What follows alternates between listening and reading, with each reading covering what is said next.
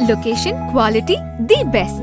Price, lowest. Stepstone presenting luxury 2 BHK Thinnai apartment, just 69 lakhs. Near Porur Kattupakam. Audi offer registration free. In the budget la namma Porurla chance illa. கட்சி வச்சிருக்கிறேன். இப்போ அன்புமணி பாமக கட்சி letter bad கட்சி எங்க 5% ஓட்டு வச்சிருக்காங்க. எப்போ அவங்கள்ட்ட தானே இருக்குது. கட்சி வந்து எங்கே இருக்குது? சும்மா போட்டுக்கிட்டு வரைவாங்க. தேர்தல் கமிஷன் அங்கீகாரம் கொடுத்துருக்கா? இன்றைக்கு ஆளுமை நிறைந்த ஒரு அரசியல் தலைவராக இன்றைக்கு தளபதி விஜய் அவர்கள் வந்திருக்கிறார். மக்கள் ஏற்றுக்கொண்டிருக்கிறார்கள். வீதி வீதியாக எங்கே பார்த்தாலும் விஜய். குக்கிராமலுக்கு போயிருக்கிறீங்களா நீங்கள்? போகல இல்லை. நடவு நடுகிற பெண்கள் பேசுகிற பேச்சு விஜய்க்கு ஓட்டு போட்டுருவாங்க. இல்லை, தன்னிச்சையாக திரண்ட கூட்டம், காசு கொடுக்காம கூடின கூட்டம், கிட்டத்தட்ட புரட்சி தலைவருக்கு பிறகு ஒரு புரட்சி தமிழர் தான் அப்படின்னு சொல்லிட்டு அதிமுக காரங்க அப்படி பேசுறாங்க. இந்த திமுக வந்து இதுவரை 2 கோடி உறுப்பினர்களை சேர்த்துருக்கிறோம். சவால் விடுறேன், முகில் சவால் விடுறேன். வருகிற சட்டமன்ற தேர்தலில் நீங்கள் உறுப்பினராக சேர்த்த 2 கோடி பேர் ஓட்டு போட்டுக்கணும். எள்ளு வரைச்சா தண்ணி எப்போ விடணும்னு தெரியுமா? ராமதாஸுக்கும் அன்புமணிக்கும் எத்தனை தண்ணி விடணும்னு தெரியுமா? கடலை போட்டால் எத்தனை நாளையில் களை வெட்டணும்னு தெரியுமா? ஒரு நடைபயணம் போறாரு ஒரு தலைவர், அதை நீங்க வந்து பாராட்டணும். தலைவராக இருக்கக்கூடியவன் கடைக்கோடி மக்களுடைய உணர்வை வெளிப்படுத்தக்கூடியவனாக இருக்க வேண்டும். அவன் தான் தலைவனாக இருக்க முடியும். நடந்துட்டா ஷூ மாட்டிக்கிட்டு நடந்துட்டாதுங்க. பழனிக்கு பாத யாத்திரை போகிறவன் ஷூ போட மாட்டான். இந்த ஆளும் கட்சி ஆண்ட கட்சிகள்லாம் பித்தலாட்ட கட்சிகள் என்பதை உலகத்திற்கு நாம் வந்து ஒரு பிம்பத்தை உருவாக்க வேண்டும் என்பதற்காக இல்லை, உண்மையை சொல்லுவதற்கு.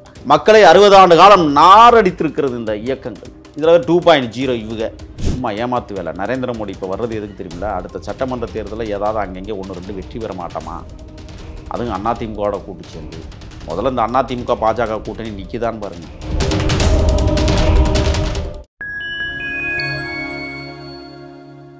ஃபைன் டைம் மீடியா நேயர்களுக்கு வணக்கம். நான் உங்கள் சங்கீத் குஹன். நம்ம சிறப்பு நிகழ்ச்சியில் நம்மோடு இணைந்திருக்கிறார் சமூக செயற்பாட்டாளர் திரு முகில் அவர்கள். வணக்கம். வணக்கம். திருக்கோவிலூரில் ஒரு சர்வே டீம் வந்து மக்கள்கிட்ட வந்து ஒரு சர்வே எடுத்துகிட்டு இருந்திருக்காங்க. அந்த டைம் வந்து பார்த்தீங்கன்னா அதில் இடம்பெற்றிருக்கக்கூடிய முதல்வர் வேட்பாளர்களுடைய புகைப்படங்கள் மட்டுமே இடம்பெற்று அந்த சர்வே எடுக்கப்பட்டிருக்கு. உடனடியாக பாட்டாளி மக்கள் கட்சியை தரப்பை சார்ந்த ஆதரவாளர்கள் வந்து என்ன கேட்டிருக்காங்க அப்படின்னா, எப்படி நீங்கள் அன்புமணி அவருடைய படத்தை வந்து விடலாம்? விஜய் எப்போ எலெக்ஷனில் நின்னார்? அவருக்கு எப்படி நீங்கள் வந்து ஃபஸ்ட்டு இதாக அவருக்கு புகைப்படத்தை வச்சுருக்கீங்க, அதுக்கடுத்து ஸ்டாலின், எடப்பாடி, சீமான்னு வைக்கிறீங்க, எங்களுடைய தலைவர் படத்தையெல்லாம் காணாம் அப்படிங்கிறதுல கேட்டிருக்காங்க. இந்த சம்பவத்தை எப்படி பார்க்குறீங்க? கட்சி வச்சிருக்கிறேன். இப்போ அன்புமணி பாமக கட்சி லெட்டர் பேட் கட்சி எங்க 5% ஓட்டு வச்சிருக்காங்க. எப்போ? 2014 மாம்பழம் 5% ஓட்டு. மாம்பழம் எங்கே கடந்த நாடாளுமன்ற தேர்தலில்? 5 எம்எல்ஏ இருக்காங்க அவங்கள்ட்ட. அதான் எங்கன்னு மாம்பழம் எங்கே? அதுக்கு பதில் சொல்லுங்க. அவங்கள்ட்ட தானே இருக்குது. கட்சி வந்து எங்கே இருக்குது? சும்மா போட்டுக்கிட்டு வரைவாங்க. தேர்தல் கமிஷன் அங்கீகாரம் கொடுத்துருக்கா? மாம்பழ சின்னம் உங்களுக்கு தானே. பானையை உடைப்பேன்னு சொன்னார். மாம்பழத்தை பறித்து தின்ட்டார். தெரியுமா உங்களுக்கு? சிதம்பரத்தில் பேசினார் அன்புமணி ராமதாஸ். இப்போ நான் என்ன கேட்குறேன்னா, தமிழ்நாட்டுடைய அசைக்க முடியாத அரசியல் கட்சியினுடைய மாபெரும் தலைவராக விஜய் நிற்கிறார். உடனே நீங்கள் கேட்பீங்க, தேர்தலில் நின்று சாதிச்சாரா? தேர்தலில் நிற்காமையே சாதித்த இயக்கம் விஜய் மக்கள் இயக்கம். 1160க்கும் மேற்பட்ட ஊராட்சி மன்ற உறுப்பினர்கள், 164 மாமன்ற உறுப்பினர்கள், இது எல்லாமே அரசியல் கட்சி தொடங்குவதற்கு முன்னால் வெற்றி பெற்ற விஜய் மக்கள் இயக்கத்தை சார்ந்தவர்கள். கட்சியே தொடங்குறதுக்கு முன்னாடி. இன்றைக்கு ஆளுமை நிறைந்த ஒரு அரசியல் தலைவராக இன்றைக்கு தளபதி விஜய் அவர்கள் வந்திருக்கிறார். மக்கள் ஏற்றுக்கொண்டிருக்கிறார்கள். வீதி வீதியாக எங்கே பார்த்தாலும் விஜய். குக்கிராமலுக்கு போயிருக்கிறீங்களா நீங்கள்? போகல இல்லை. நடவு நடுகிற பெண்கள் பேசுகிற பேச்சு விஜய்க்கு ஓட்டு போட்டுடலாம். அடுத்த தலைமுறை உருவாவதற்கு இன்றைய தலைமுறை வேலை செய்து கொண்டிருக்கிறது விஜய் கட்சியில், தமிழக வெற்றி கழகத்தில். அன்புமணி ராமதாஸ் படம்லாம் போடணும்னு என்ன அவசியம் இருக்குது? அங்கே தான் 2ஆக கிடக்குறீங்களே. அன்புமணி படத்தை போடுறதா, ராமதாஸ் படத்தை போடுறதா? இப்போ ராமதாஸ் பிரிவு வந்து என்ன கேட்பாங்க? ஏன் எங்கள் தலைவர் படத்தை போடலன்னு கேட்பாங்களா, கேட்க மாட்டாங்களா? அப்போ அதுக்கு என்ன பதில் இருக்குது? சரி, நீங்கள் தனித்து நிற்க போகிறீங்களா தமிழ்நாட்டில்? அன்புமணி தனித்து நிற்க போகிறாரா, ராமதாஸ் தனித்து நிற்க போகிறாரா? 2 பேருக்குமே ஒற்றுமை இல்லை. 2 பேருமே பிரிஞ்சு கிடக்குறீங்க. 2 பேரும் பொழப்புமே நாரி கிடக்கு தமிழ்நாட்டில். நீங்கள் உங்கள் கட்சி வச்சுருக்கிறது வட மாவட்டத்தில் எங்கேயோ இங்கே வச்சுருக்கிறீங்க. தென் மாவட்டங்களில் எங்கே உங்களுக்கு கட்சி இருக்குது? எங்கள் ஊர்லெல்லாம் பாமகன்னா அப்படின்னா என்னென்னு கேட்குறான். எங்கள் செட்டிநாடு பகுதியில் தெரியுமா உங்களுக்கு?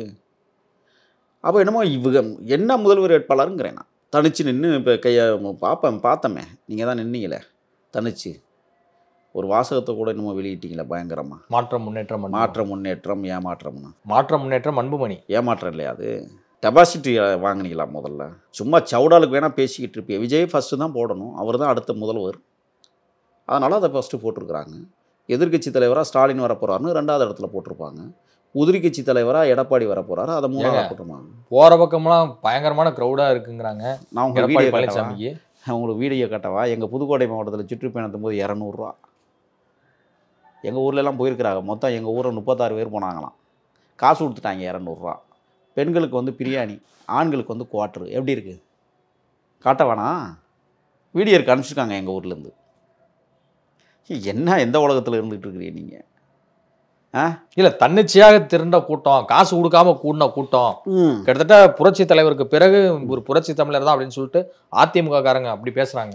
இந்த திமுக வந்து இதுவரை 2 கோடி உறுப்பினர்களை சேர்த்துருக்கிறேன். சவால் விடுறேன், முகில் சவால் விடுறேன். வருகிற சட்டமன்ற தேர்தலில் நீங்கள் உறுப்பினராக சேர்த்த 2 கோடி பேர் ஓட்டு போட்டிருக்கணும். உங்களுக்கு ஓட்டு போட்டாலே ஜெயிச்சிருவாங்களே. அசைக்க முடியாத முதலமைச்சர். திமுக உறுப்பினர்கள், நான் கூட்டணி கட்சியெல்லாம் சொல்லலை. இல்லை, தமிழ்நாட்டை பொறுத்த வரைக்கும் 1.5 கோடி கடந்துருச்சு, ஒரு கூட்டணி வாங்கிடுச்சு அப்படின்னாலே கிட்டத்தட்ட அவங்க தான் ஆட்சி. இப்போ தனிப்பட்ட ரீதியில் திமுகவிற்கு 2 கோடி உறுப்பினர்கள் சேர்த்துருக்காங்க. எப்படி சேர்த்தாங்கன்னு சொல்லவா? எங்கள் ஊருக்கு போயிருக்காங்க. போனோடனே என்ன செஞ்சுருக்காங்க, ஆதார் கார்டு நம்பர்லாம் வாங்கியிருக்காங்க. 1000 ரூபா பணம் வருதா? வருதுங்க. மேற்கொண்டு இன்னும் பணம் வரணும்னா உங்கள் நம்பரை கொடுங்க. ஓஹோ அப்படியா? நம்பரை கொடுத்துட்டாங்க. இங்கேருந்து மெசேஜ் போகுது, நீங்கள் திமுக உறுப்பினராக சேர்த்து கொள்ளப்பட்டிருக்காங்க. எப்படி இருக்குது? சூப்பராக இருக்குல்ல? அதான் 2 கோடி பேர். என்ன அரசியல்? இப்போ அதிமுகவுக்கு வருவோம். இன்னமும் நாடே நீங்கள் காப்பாற்ற போகிறது மாதிரி 4 வருஷம் நாண்டுக்கிட்டு கிடஞ்சி தமிழ்நாடு. தெரியுமில்ல? தூத்துக்குடி கலவர துப்பாக்கி சூடன்னா யாரும் தென் மாவட்டத்தில் மறக்கலை. நீங்களே எடப்பாடிங்கிற டெட்பாடியாக கிடக்கிறாரு. அவர் வந்து எப்படி அப்படியே போகிற இடமெல்லாம் அளவீசுது மக்கள் கூட்டம். வாய்ப்பே இல்லை ராஜா. 3வது இடத்துக்கு போகுது அதிமுக. அது தெரியாமல் நீங்கள் பேசிக்கிட்டு இருக்கிறீங்க. விஜய்க்கும் திமுகவுக்கும் தான் இப்போ போட்டியே, தெரியுமா உங்களுக்கு? 3வது இடத்தை பிடிக்கிறதுக்கு வேணால் அதிமுகவுக்கும் நாம் தமிழருக்கும் ஒரு போட்டி இருக்கலாம். பாமகவை பற்றி அன்புமணி படத்தை போட்டு முதல்வர் வேட்பாளர்னு தென் மாவட்டத்தில் போய் கேட்டிங்கன்னா இவர் யாருங்க, எந்த ஊருக்காரர், இவர் புதுசாக அப்படின்னு கேட்பாங்க. தெரியுமா உங்களுக்கு? ஏன் ஒரு மத்திய அமைச்சராக இருந்திருக்காரு, 3 முறை எம்பியாக இருந்திருக்காரு, ஒரு கட்சியோட தலைவராக இருக்காரு, அவர் தெரியாமல் இருக்குமா? ஆமாம், நீங்கள் பேசுகிறீங்க. முந்தா நாள் கடைசி நாள் நாடாளுமன்றத்தில் அவருடைய முழக்கம் கேட்டிருக்கிறீங்களா? அன்புமணியுடைய முழக்கம் நாடாளுமன்றத்தில் அத்தாணி மண்டபங்களே குழுங்க ஆடி இருக்கு. அவருடைய பேச்சு பயங்கரமான பேச்சு, வீரியமிக்க பேச்சு. நாடாளுமன்றம் நடந்த ஒவ்வொரு கூட்டத்திலையும் அருமையை பங்கேற்று தமிழ்நாட்டுடைய நலனுக்காக பேசிய மாபெரும் மகத்தான முத்தான தலைவர் அன்புமணி. தெரியுமா உங்களுக்கு? நாடாளுமன்றமே கதிகலங்கி போயிருக்கு. அடுத்து இவர் தான் பிரதமர். அது தெரியாமல் பேசிக்கிட்டு இருக்கிறிய. இவர் படம் போடலையா அதுக்கு ஒரு 4 பேர் வந்து கேட்குறாங்க. நான் வெக்கமா இல்லை உங்களுக்கெல்லாம்? என்ன தகுதி இருக்குது உங்களுக்கு தமிழ்நாட்டில்? வட மாவட்டங்களில் ஊருக்கு 2 ஓட்டு வச்சுருந்தா நான் கேட்குறேன், சேரிகளில் 1 ஓட்டு உங்களால் வாங்க முடியுமா? இல்லை பிரஜாதிகாரங்கள்ட்ட உங்கள் ஓட்டு வாங்க முடியுமா? தமிழ்நாடு முழுக்க என்னமோ ஓட்டு வாங்கி நீங்கள் குமிக்க போகிறது. நீங்கள் வந்து முதலமைச்சர் யாருங்க சொன்னால்? வெற்று நாடகத்தை நடத்தி கொண்டிருக்கிறார்கள் அப்பனும் பிள்ளையும். அதுக்கு போய் ஒரு வக்காலத்து, அதுக்கு போய் இவங்களை முதல்வர் வேட்பாளராக கொண்டு வந்து நிறுத்தணும். விஜயை அசைக்க முடியாத சக்தியாக வளர்ந்து நிற்கிறார். அதனால் முதல் படம். கூட்டணியில் ஆங்காங்கே இந்த 2 கோடி பேரை சேர்த்துருக்குறாங்களா, அதனால் எதிர்க்கட்சி தலைவர் ஸ்டாலின். 2 கோடி பேர் இல்லை, எதிர்க்கட்சி தான். ஆக தமிழ்நாட்டு அரசியல் தளத்தை தவிர்க்க முடியாத இடமாக தமிழக வெற்றி கழகம் நிரப்பி இருக்கிறது. இப்போ நடைபயணம் இன்னைக்கு கிளம்புறாரா இல்லையா? செங்கல்பட்டில் போயிட்டு தான் இருக்காரு. போயிட்டுருக்கிறாரா? அனுமதி கொடுத்துட்டாங்களா? இல்லை, அவரு அது எப்படி அனுமதி கொடுக்காம எப்படி நடக்க முடியும்? ஏங்க, அவர் தமிழக மக்களுடைய உரிமை மீட்பதற்காக ஒரு பயணத்தை மேற்கொள்றாருங்க. அப்படியா? நாட்கள் தமிழக மக்கள் உரிமை மீட்பு பயணம். சேரிக்கு சுடுகாடை கொடுக்க சொல்லுங்க. திரௌபதி அம்மன் கோயிலுக்குள்ள நுழைய விட சொல்லுங்க. நேற்று கோயிலுக்கு போயிட்டு வெளியே வந்த உடனே அம்பேத்கர் சிலைக்கு மாலை அணிவித்து மரியாதை செலுத்தி விட்டு தான் தன்னுடைய பயணத்தை தொடங்குறாரு. அப்படியா? அப்புறம் ஏன் கோயிலுக்கு போனாரு? அம்பேத்கரே தெய்வம் தானே. அம்பேத்கரே தெய்வம் தானே. அவர்கிட்ட போய் நீங்கள் அவர்கிட்ட வணங்கிட்டு அவர்கிட்ட மாலை எடுத்து போட்டு போக வேண்டியது தானே. ஏன் முருகனுக்கு போனீங்க? சனாதனத்துக்கா? ஒளிஞ்சிருக்கா? முருகனை நான் சனாதனவாதியாக பார்க்கலாம். அவன் மூதாதையர் என்னுடைய முப்பாட்டன் தமிழ் கடவுள் அப்படின்னு சொல்லிக்கிட்டு. இல்லை, முருகனே ஒரு முற்போக்கு வாய்தாங்க. அது இருக்கலாம், இல்லைன்னு சொல்ல. ஏன் 2 கொண்டாட்டி கட்டினதுக்கா? இல்லை, சாதி மறுப்பு திருமணம் செய்ததுக்காக. ஏற்றுக்கிறீங்களா நீங்கள்? அதுக்காக போனாரா அன்புமணி? சாதி மறுப்பு திருமணம் செஞ்ச முருகனை நான் முதலில் துதிபாடி விட்டு என் நடைபயணத்தை மேற்கொள்கிறேன் என்று சொன்னாரா?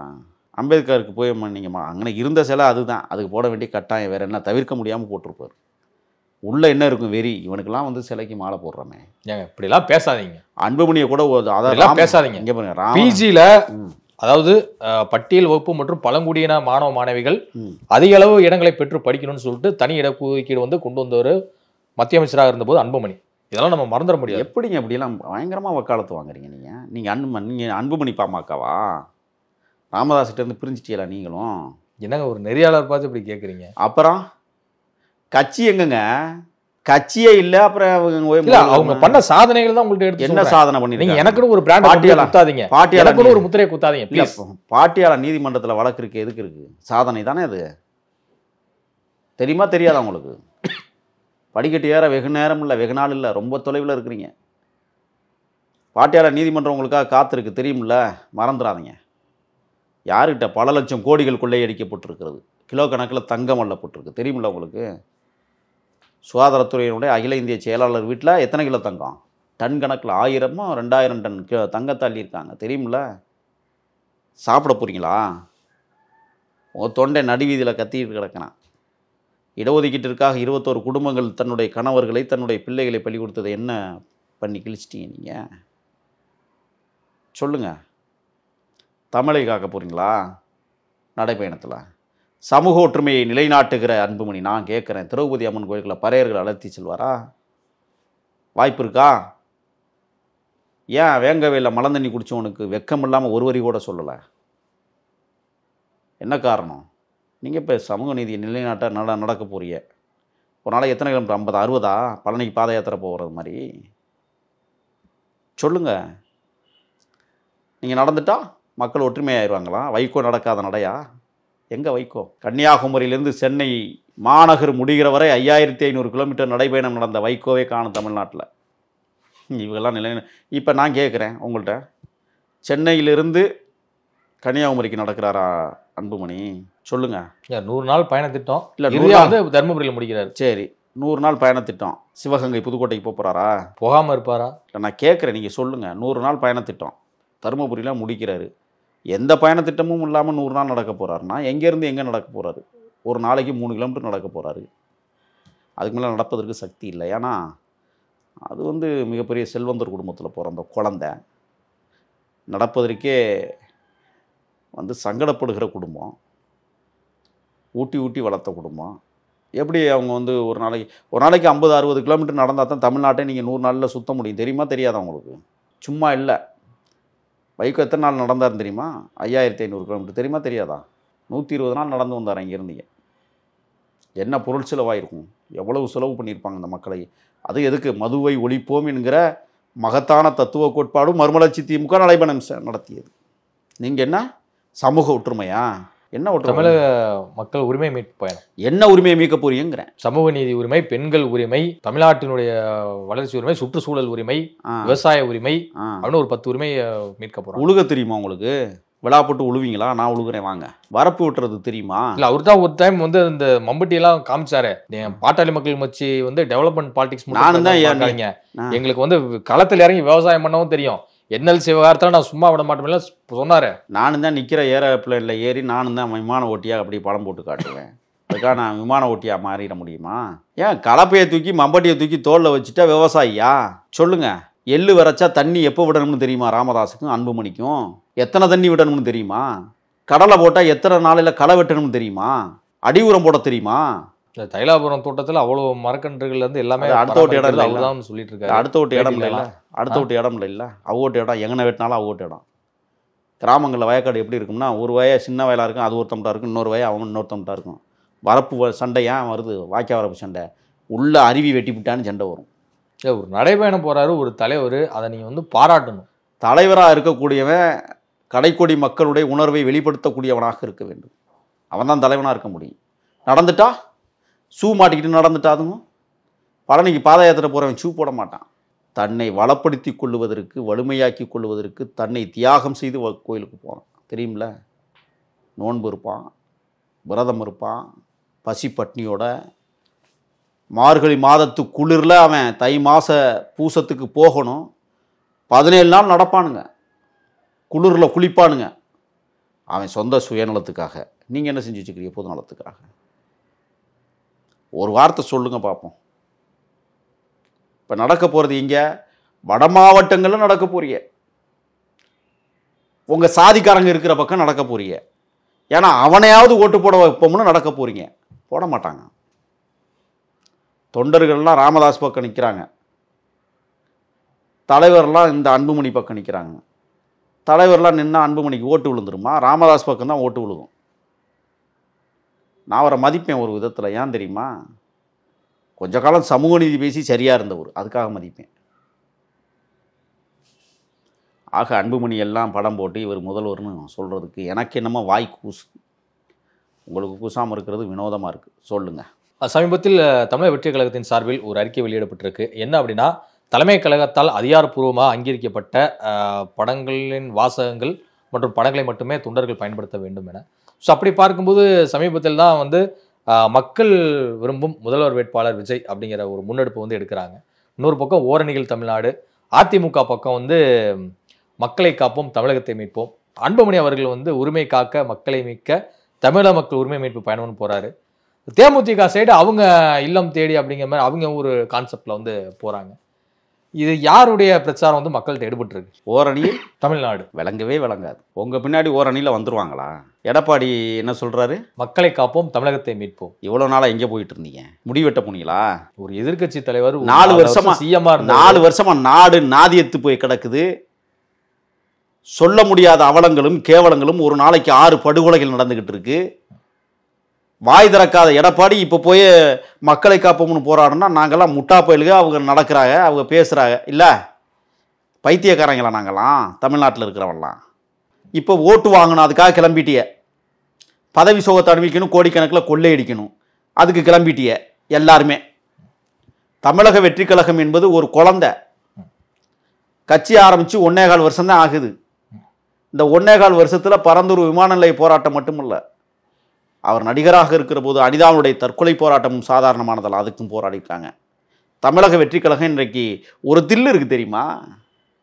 முதல்வர் வேட்பாளர் தளபதி விஜய் தான் கட்சி தொடங்கிய 1.25 வருஷத்துக்குள்ள ஒரு உத்தரவாதத்தை மக்கள்கிட்ட கொடுக்க முடியும்னு சொன்னால் வேறு யாராவது அந்த தைரியம் இருக்கா? தெம்பு இருக்கா? சொல்லுங்க பார்ப்போம். விஜயகாந்த் கட்சியெல்லாம் எங்கே இருக்கா? இருக்குன்னா சொல்லுங்க, பேசுவோம். அன்புமணியை பற்றி பேசவே வேண்டாம். பெண்கள் மாநாட்டை வந்து பூம்புகாரில் நடத்த போகிறாரு ராமதாஸ், தெரியுமா உங்களுக்கு? எத்தனை பெண்கள் வரப்போகிறாங்கன்னு பார்த்துக்கிட்டு இருக்கிறோம் நம்மெல்லாம். கட்சியே இல்லை, அப்புறம் என்னங்க இவெல்லாம் ஆளுக்கு ஒரு பாதை இல்லை. தமிழக வெற்றி கழகம் தமிழ்நாட்டில், நான் திருப்பியும் சொல்கிறேன், ஒரு தன்னிகரற்ற ஒரு மாபெரும் மக்கள் இயக்கமாக வளர்ந்து வருவதை கண்கூடாக பண்ணாதுக்காக விஜய் கட்சி கிடையாது. உண்மையை சொல்கிறேன், யதார்த்தத்தை சொல்கிறேன். எனக்கு என்ன, விஜய் வந்து பதவி கொடுக்க போகிறாரா இல்லை பணம் கொடுக்க போகிறாரா? இல்லை. இந்த ஆளும் கட்சி ஆண்ட கட்சிகள்லாம் பித்தலாட்ட கட்சிகள் என்பதை உலகத்திற்கு நாம் வந்து ஒரு பிம்பத்தை உருவாக்க வேண்டும் என்பதற்காக இல்லை, உண்மையை சொல்லுவதற்காக. மக்களை 60 ஆண்டு காலம் நாரடித்திருக்கிறது இந்த இயக்கங்கள். இதில் 2.0 இவங்க. இந்த இன்னொருத்தர் இருக்கிறாரு, இந்த தமிழ் தேசியவாதின்னு ஒருத்தர் கிளம்பி, சீமானா இன்னும் கிளம்பலையா? அவர் அதான் வேட்பாளர்லாம் போட்டுருக்காருல்ல. அந்த வேட்பாளர்கள்லாம் பாருங்கள், தமிழீழ தாயகத்திற்காக தன்னையே ஒப்படைத்தவர்கள். போராடுகிற போராளிகளுக்கு இங்கிருந்து உணவுப் பொருட்களையும் ஆயுதங்களையும் அள்ளி வழங்கிய பெருமக்கள். என் அண்ணன் என் தலைவன் தமிழரசன் உறங்குகிற கல்லறையை மாபெரும் மணிமண்டபமாக கட்டுவதற்கு கட்டியம் எழுப்பியவர்கள். என் மகத்தான எல்லை காத்த போர் மறவன் வீரப்பனாருடைய கல்லறையை புதுப்பித்து மணிமண்டபம் கட்டி அழகு பார்க்குறவங்க இவங்கெல்லாம் கிளம்ப போகிறாங்க வேட்பாளராக. வெக்கமாக இல்லை உங்களுக்கு? 8.4% ஏற்கனவே 4% வாக்கு வாங்குறாங்களான்னு பாருங்கள். 4%க்கு மேலே வாங்கிட்டானா நீ சொல்கிறத நான் கேட்குறேன். அரசியலை பற்றியே பேசலை. மாநில கட்சி அங்கீகாரம் வாங்கியிருக்காங்க, சின்ன அவங்களுக்கு கைக்கு வந்துருச்சு. விடுதலை சிறுத்தைகள் தான் மாநில கட்சியாக இருக்குது. அவங்களுக்குன்னு தனி ஓட் பேங்க் என்ன இல்லையே. ஓட் பேங்கே காட்டாத ஒரு கட்சி மாநில கட்சியாக அறிவிக்கப்பட்டிருக்கு. தெரியுமா தெரியாதா உங்களுக்கு?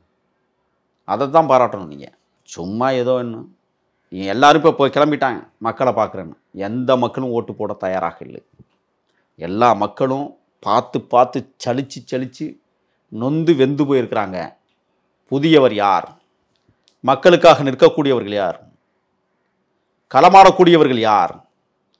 இளம் தலைமுறை இன்றைக்கு கிளம்பி இருக்கிறது தமிழக வெற்றி கழகம். தமிழ்நாட்டில் அசைக்க முடியாத பெரிய இயக்கம். எழுதி வச்சுக்கோங்க. நீங்கள் 2026 நான் ஏற்கனவே சொன்னதை போல திமுக கூட்டணிக்கும் கூட்டணியே வைக்காத விஜய்க்கும் போட்டி. எப்படி இருக்கு? அண்மையில் எனக்கு கிடைத்த தகவல், ஓபிஎஸ் வந்து தளபதி விஜயோடு கூட்டு சேர்கிறாருன்னு வரவேற்பாங்க. நானும் வரவேற்கிறேன், தப்பு இல்லை. தென் மாவட்டங்களில் கடந்த கால தேர்தல் களங்களில் ஓபிஎஸ் இபிஎஸ் இருக்கிற காலங்களில் 43 விழுக்காடு ஓட்டை தமிழ்நாடு முழுவதும் வாங்கி அதிமுக. ஓபிஎஸ் இல்லாத காலங்களில் 23.6% வாக்குகளை வாங்கியிருக்கு அதிமுக. நாடாளுமன்ற தேர்தலில் 18.6% தான். அழுது செஞ்சு கட்டெரும்பு ஆன கதையாக அதிமுக இருக்குது. இதில் அவங்க மக்களை காப்போம். இல்லை, இப்போவே நிறைய தொகுதிகளில் வெற்றி உறுதியாயிடுச்சுன்னு பேசிட்டு வர்றாரு. நீங்கள் ஒரு சாதாரணமாக இடம் போடுறீங்க போல் இருக்கு. ஆமாம், 234 தொகுதியிலையும் அவங்க வெற்றி பெற போகிறாங்க. எழுதி வச்சுக்கோங்க. ஏன்னா அவங்க செய்த சாதனைகள் சாதாரணமானதில் இல்லை. மணல் கொள்ளை மாபியா தலைவர்களை உருவாக்கியது, ஆர்எஸ்எஸ் கும்பலை ஊடுருவ வைத்தது, தமிழ்நாட்டுக்குள் இருக்கிற மண் வளங்கள் மலை வளங்கள்லாம் உடைக்கப்பட்டு நொறுக்கப்பட்டது, தூத்துக்குடி துப்பாக்கி சம்பவம் 13 பேர் படுகொலை, செபராஸ் பெனிக்ஸ் படுகொலை, மறக்கலை மக்கள். மோடி அவர்களுடைய தமிழ்நாட்டு வருகை என்பது என்டிஏ கூட்டணிக்கு ஒரு பலத்தை ஏற்படுத்தியிருக்கா? ராஜராஜ சோழனுக்கும் நரேந்திர மோடிக்கும் ஏதாவது தொடர்பு இருக்கா? சம்பந்தம் இருக்கிறதா? கங்கை கொண்டான் கடாரம் என்றான் என்று சொல்லக்கூடிய எம் தமிழ் மூத்த மறவர்கள் கிட்டத்தட்ட 1050 ஆண்டுகளுக்கு முன்பு கட்டப்பட்ட வானை தொட்டு வாழ்த்துகிற கோபுரமாக இருக்கிற தஞ்சை பெருவுடையார் கோவிலுக்கும் நரேந்திர மோடிக்கும் ஏதாவது தொடர்பு இருக்கா? கங்கை கொண்டு சொல்லப்படுறோம். சொல்லுங்க. கல்லணையை கட்டி என் தமிழர்களுக்கு தண்ணீர் கொடுத்தானே, நரேந்திர மோடிக்கு ஏதாவது தொடர்பு இருக்கிறதா? அனைத்து நதிகளையும் இணைப்போம் என்று சொன்னீங்களே, எந்த நதியை இணைச்சிட்டு வச்சுருக்கிறீங்க இதுவரை? சும்மா ஏமாத்து வேலை. நரேந்திர மோடி இப்போ வர்றது எதுக்கு தெரியுமில்ல? அடுத்த சட்டமன்ற தேர்தலில் ஏதாவது அங்கங்கே 1-2 வெற்றி பெற மாட்டோமா? அதுவும் அதிமுகவோட கூட்டு சேர்ந்து. முதல்ல இந்த அதிமுக பாஜக கூட்டணி நிற்கிதான்னு பாருங்கள். நரேந்திர மோடி வரும்போது இப்போ எடப்பாடி வந்து சந்திச்சிருவாரா? வாய்ப்பு இருக்கா? மழை தூவி வரவேற்பாரா? சந்திக்காமல் இருப்பாங்களா? பார்க்கலாம், பார்க்கத்தானே இருக்கணும். சிதம்பரம் தில்லை தீட்சிதர் நடராஜர் கோயிலுக்கு போவதாக ஒரு செய்தி இருக்கிறது. அண்ணன் திருமாவை சந்திக்காமல் போயிடுவாரா? ஒரு காணொளி பார்த்தேன். இப்போ விடுதலை சிறுத்தைகள் கொடி பட்டொலி வீசி பறக்கிற இடையில் பாஜக கொடியும் பறக்கிறது. தொண்டர்கள் என்ன தெரியுமா சொன்னாங்க?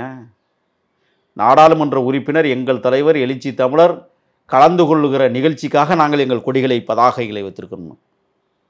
பாரதிய ஜனதா பதாகையில் கூட இங்கே விடுதலை சிறுத்தைகளின் பதாகைகள் கண்கொள்ளா காட்சியாக சிதம்பரம் நகர் மட்டுமல்ல, சிதம்பரம் தொகுதி முழுக்கவே இருக்கிறது. ஏன் கங்கை கொண்ட சோழபுரத்தில் இருக்குது பாருங்கள். உங்கள் சவடாலாம் இங்கே வேகாது தமிழ்நாட்டில். இதுவரை உங்கள் பல்வேறு கருத்தை கொடுக்க வந்து கரண்ட். நன்றி.